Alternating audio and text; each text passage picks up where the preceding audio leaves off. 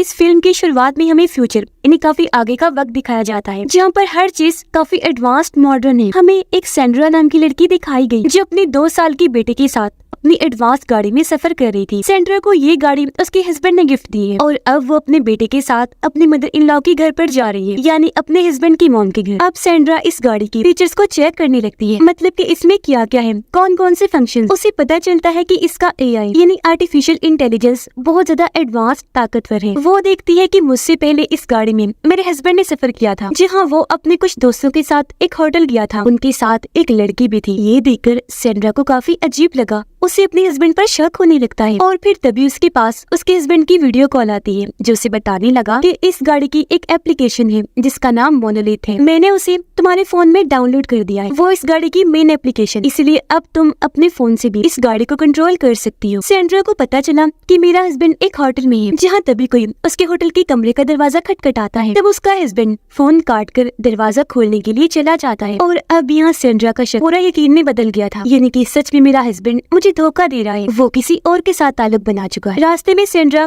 एक store room में रुकती है कुछ सामान खरीदने के लिए। वो अपने बेटे के साथ स्टोर के अंदर गई, तभी वो देखती है कि बाहर एक आदमी उसकी गाड़ी के अंदर झांक रहा है, पर क्योंकि वो फोन से अपनी गाड़ी को कंट्रोल कर सकती है, इसीलिए उसने जल्दी से फोन लिया। वो यहाँ पर गाड़ी का वॉल्ट मोड ऑन कर देती है, जिससे गाड़ी के अंदर अब कोई भी नहीं जा सकता, यानी कि गाड़ी अब पूरी तरह लॉक्ड होकर एक बंकर जैसी बन गई। फिर सेंड्रा वहाँ पर सामान खरीदने लगी, देखती है कि मेरा बेटा यहाँ पर है ही नहीं। इस बात से वो काफी डर गई, हर जगह अपने बेटे को ढूंढने लगती है, क्योंकि उसके बेटे को अस्थमा था, जिसे दमा भी कहती है, जो सांस की बीमारी होती है। और अब जब वो बाहर गई तो देखती है कि कुछ लड़कियां मेरे बच्चे के साथ खेल रही हैं। अपने बेटे को देखकर उसकी जान में जान आई, लेकिन लड़कियों पर उसे गुस्सा भी आ रहा था। वो जल्दी से अपने बच्चे को उठाती है और लड़कियों को उल्टा सीधा बोलने लगती है, जिस बात से लड़कियों को गुस्सा आ गया। वो सेंट्रा की तरफ बढ़ने लगी, तब वो जल्दी से अपने बेटे को लेकर गाड़ी में बैठ जाती है और गाड़ी का बंकर वाला इन्हीं वॉल्ट मोड ऑन कर देती है। फिर कुछ ही देर के बाद यहाँ से अपने बेटे को लेकर चली जाती है। फिर तभी सेंड्रा अपनी बेस्ट फ्रेंड को कॉल करती है। उसके दोस्त ने बताया कि इस वक्त मैं एक होटल के कमरे में हूँ, मैं यहाँ पर अपने दोस्त के साथ हूँ जिसे मैं पसंद करती हूँ। सेंड्रा यहाँ पर समझ जाती है कि हो ना हो मेरी दोस्त मेरे हस्बैंड के साथ ही है, इन दोनों का ही आपस में चक्कर चल रहा है। सेंड्रा को तभी महसूस हो गया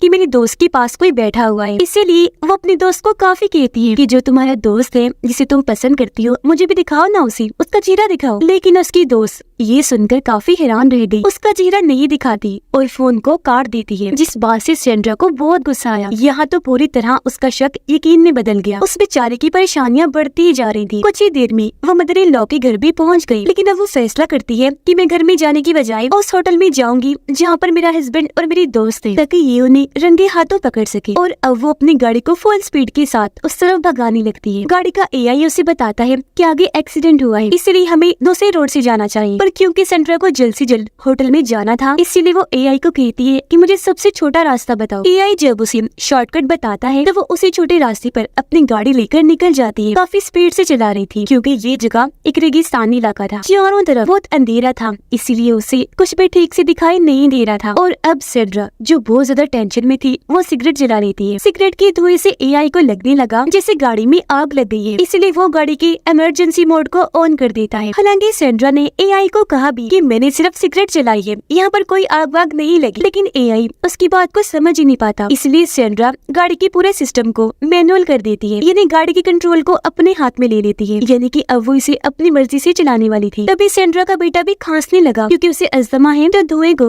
वो बर्दाश्त नहीं कर सकता, उसे सांस लेने में मसला हो रहा था। इसीलिए सेंड्रा अपने सिगरेट को गाड़ी से बाहर फेंक देती है, और क्योंकि उसका बच्चा रो रहा था, इसीलिए वो अपना मोबाइल उसे दे देती है। और फिर तभी अचानक गाड़ी से आकर कुछ टकरा जाता है, जिससे गाड़ी रुक गई। यहाँ पता चला कि ये गाड़ी इतनी मजबूत है कि अगर इसे पहाड़ के ऊपर से भी गिरा दिया जाए तो इसे कुछ भी नहीं होगा। फिर अब यहाँ पर हालांकि सेंड्रा को गाड़ी से उतरना नहीं चाहिए था, लेकिन वो फिर भी उतरकर बाहर आई, ये देखने के लिए कि आखिर गाड़ी के आगे क्या आया जो अब गाड़ी के नीचे दबा हुआ है। वो गाड़ी से बाहर इसलिए आई थी क्योंकि गाड़ी का पूरा सिस्टम अब मैनुअल था। वो देखती है कि उसकी गाड़ी के नीचे एक हिरन है। अब उसका बेटा जो गाड़ी के अंदर ही बैठा हुआ था, वो सेंड्रा के मोबाइल में मोनोलिथ ऐप को खोल देता है और गलती से उस बंकर वाले वॉल्ट मोड को ऑन कर देता है, जिससे गाड़ी एक बार फिर से पूरी तरह बंद हो जाती है, लॉक्ड हो जाती है। ये बहुत बड़ी मुसीबत की बात थी, क्योंकि इसका मतलब था कि अब कोई ना गाड़ी से बाहर जा सकता है और न ही बाहर से कोई गाड़ी के अंदर आ सकता है। ये देखकर सेंड्रा काफी घबरा गई, जल्दी से गाड़ी के पास आती है, अपने बेटे को देखने लगी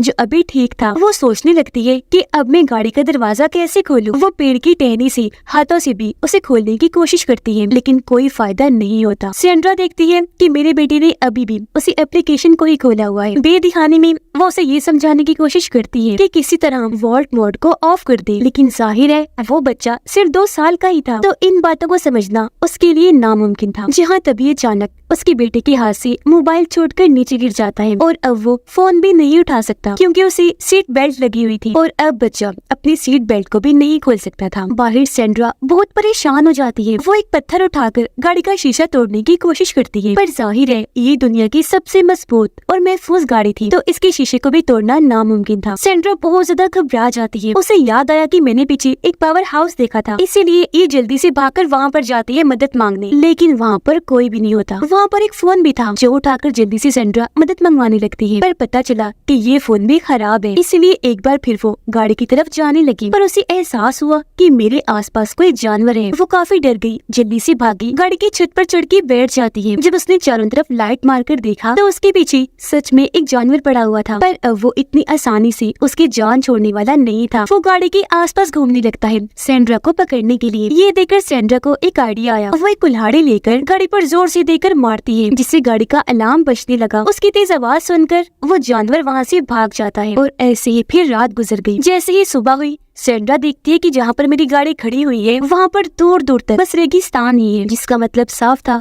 कि आसपास से तो इनको कोई मदद मिल ही नहीं सकती। तभी उसे याद आया कि मैंने रास्ते में एक एयरपोर्ट का बोर्ड भी देखा था। वो सोचती है कि मुझे वहाँ से मदद मिल सकती है और उसे थोड़ी तसल्ली हुई। लेकिन अब बाहर का टेम्परेचर बहुत ज्यादा बढ़ने लगता है, जबकि गाड़ी के अंदर उसके बेटे ने काफी मोटे कपड़े पहने हुए थे, जिस वजह से उसे काफी गर्मी लगने लगती है। बच्चा घबराहट से रो रहा होता है। सेंड्रा को कुछ समझ नहीं आता कि अब मैं क्या करूँ, इन हालात में उसकी मदद कैसे करूं। उसे ख्याल आया, वो अपनी जैकेट उतारकर ऊपर सनरूफ पर रख देती है क्योंकि ऊपर वाले शीशे से ही अंदर धूप जा रही थी और बच्चे को गर्मी लग रही थी। और अब सेंड्रा एयरपोर्ट की तरफ बढ़ने लगती है। काफी घंटों तक चलने के बाद भी उसे कोई एयरपोर्ट का निशान नहीं दिखता। बेचारी बहुत ज्यादा थक गई थी, उसे काफी प्यास भी लग रही थी, जिस वजह से उसकी हालत खराब होने लगी थी। लेकिन खुशकिस्मती से उसे यहाँ पर एक नदी मिल जाती है। वहाँ जाकर सेंड्रा खूब पानी पीती है, गर्मी लगने की वजह से अपने ऊपर भी डालती है, जिससे उसकी हालत कुछ बेहतर हुई और एक बार फिर वो आगे बढ़ना शुरू हो जाती है। और थोड़ी ही देर के बाद वो एयरपोर्ट पर भी पहुंच जाती है। लेकिन यहाँ आकर उसने देखा कि ये एयरपोर्ट तो एक वीरान एयरपोर्ट है, जहाँ पर कुछ टूटे फूटे खराब प्लेन्स के अलावा कुछ भी नहीं है। वो प्लेन के अंदर गई, रेडियो उठा लेती है ताकि इसके जरिए वो कोई मदद मंगवा सके, लेकिन बदकिस्मती से ये रेडियो खराब होता है। उसे यहाँ पर एक बोतल मिली, जिसे लेकर वो प्लेन से नीचे उतर जाती है। उसने प्लेन के 2 टायर भी जला दिए थे, जिसके बाद वो आगे बढ़ गई। टायर उसने इसलिए जलाए थे ताकि वहाँ आग और धुआं देखकर कोई इनकी मदद करने के लिए इस तरफ आ जाए। सेंड्रा अब बोतल लेकर नदी तक आ गई, जहाँ से वो खूब पानी भरने लगती है। और जैसे ही वो अपनी गाड़ी के पास पहुंची देखती है कि मेरी जैकेट जो मैंने सनरूफ के ऊपर डाली थी वो नीचे गिरी पड़ी है, जो देखकर वो डर गई। उसे अपने बच्चे की फिक्र होने लगती है, इसलिए वो भागकर गाड़ी की तरफ बढ़ने लगी। गाड़ी के पास आकर देखती है कि गर्मी की वजह से मेरा बेटा बेहोश हो गया है, साथ ही उसकी हालत भी काफी खराब है। इसीलिए वो अपने साथ लाया हुआ पानी गाड़ी के ऊपर डाल देती है ताकि टेम्परेचर थोड़ा कम हो सके। अब हालांकि गाड़ी का फैन चल रहा था, पर एसी न चलने की वजह से उसके बच्चे को इतनी गर्मी लगी कि वो बेहोश हो गया। यहाँ सेंड्रा को एक आइडिया आया। वो गाड़ी की फ्रंट सामने वाली साइड जहाँ वेंटिलेशन होती है, हवा अंदर जाती है, वहाँ पर वो आग लगाकर धुआं पैदा करती है ताकि धुआं अंदर जाए और गाड़ी अपनी खिड़कियों को खोल दे। लेकिन ऐसा कुछ नहीं होता, बल्कि इसका उल्टी होता है। जब धुआं अंदर जाता है तो गाड़ी का ऑटोमेटिक सिस्टम बजाय खिड़कियों को खोलने की वेंटिलेशन को ही बंद कर देता है, जिससे थोड़ी बहुत हवा जो पहले अंदर जा रही थी वो भी अब जाना बंद हो जाती है, जिस वजह से सेंड्रा काफी दुखी होकर रोने लगती है। वो इतनी परेशान हो गई थी कि फौरन उठी, हथौड़ा लेकर गाड़ी पर हमला कर देती है। कई बार उसने हथौड़े से गाड़ी पर मारा, लेकिन उस पर एक खरोच तक नहीं आई, जिससे यहाँ ये बात क्लियर हो गई कि इस गाड़ी को किसी भी तरह से तोड़ा नहीं जा सकता। और अब सेंड्रा पूरी तरह से थक हार कर वहीं पर लेट जाती है। जिसके बाद दिखाया गया कि कहानी में कुछ साल गुजर गए हैं, जहाँ सेंड्रा अपने हस्बैंड के साथ इसी जगह पर आती है, क्योंकि उस गाड़ी वाले हादसे में उसके बेटे की मौत हो गई थी, जिसके बाद सेंड्रा ने उसे यहीं पर दफन कर दिया था। यहाँ उसका हस्बैंड कहता है कि तुमने हमारे बच्चे को मारा है, तुमने ही उसे गाड़ी के अंदर बंद कर दिया था। जो सुनकर सेंड्रा काफी रोने लगती है और अचानक ही अब सेंड्रा की आँख खुल जाती है, क्योंकि ये सब कुछ वो सिर्फ सपने में ही देख रही थी। उसे फौरन अपने बच्चे का ख्याल आया। गाड़ी के पास आकर वो देखती है कि मेरा बेटा एक ही पोजीशन में बैठा हुआ है, वो जरा भी हरकत नहीं कर रहा, बिल्कुल जैसे पत्थर बन के बैठा है। सेंड्रा की आंखों में दुख साफ नजर आ रहा था, क्योंकि वो समझ गई थी कि अब मेरा बेटा सच में मर गया है, हमारे साथ इस दुनिया में नहीं रहा। अब दुखी होती हुई अपनी बच्ची को कहती है कि तुम तो सीधा हेवन जन्नत में जाओगी, जबकि मैं हेल जहन्नम में जाऊंगी। वो रो ही रही थी, लेकिन तभी अचानक वो देखती है कि मेरे बच्चे की उंगलियां हिल रही हैं, जिससे उसकी जान में जान आ गई कि शुक्र है मेरा बच्चा जिंदा है। अब वो जिंदा तो था, लेकिन उसकी हालत काफी खराब हो गई थी। सैंड्रा भी अपने बच्चे को देख ही रही थी कि तभी वो जानवर फिर से आ गया, उस पर हमला कर देता है। तब उसे बचने के लिए एक बार फिर सैंड्रा गाड़ी के ऊपर चढ़ जाती है, लेकिन क्योंकि छत बहुत ज्यादा गर्म थी, इसलिए वो जल्दी से उतरकर गाड़ी के नीचे आ जाती है। लेकिन यहाँ पर भी वो जानवर आकर उस पे हमला कर देता है। पर कुछ ही देर में सैंड्रा को इस बात का एहसास हो गया कि गाड़ी के नीचे जो हिरन फंसा हुआ है वो जानवर उसके लिए आया है, इसलिए वो हिरन को निकालकर जानवर के सामने फेंक देती है। और अब जैसे हिरन वहाँ से हटा, गाड़ी पीछे की तरफ खिसकने लगती है। ये देखकर सैंड्रा जल्दी से उठी, गाड़ी के पीछे आकर खड़ी हो गई, उसे रोक देती है। फिर उसने पत्थर का सहारा भी लगा दिया ताकि गाड़ी पीछे न जाए, क्योंकि वहाँ पर खाई थी। और अब तभी सैंड्रा के दिमाग में एक आइडिया आया। वो सोचती है क्यों ना मैं गाड़ी को ऊपर से नीचे फेंक दूं, ताकि गाड़ी के एआई सिस्टम को यकीन हो जाएगा कि सच में एक्सीडेंट हुआ है, इसीलिए वो दरवाजे खोल देगा, क्योंकि उसने कंपनी से इस बारे में सुना भी था। साथ ही उसे इस बात का भी यकीन था, क्योंकि ये गाड़ी बहुत मजबूत है, तो गाड़ी को ऊपर से नीचे फेंकने के बाद भी उसके बच्चे को कुछ नहीं होगा। और अब सैंड्रा ऐसे करती है, वो पहले पत्थर को हटाती है, फिर गाड़ी को धकेलते हुए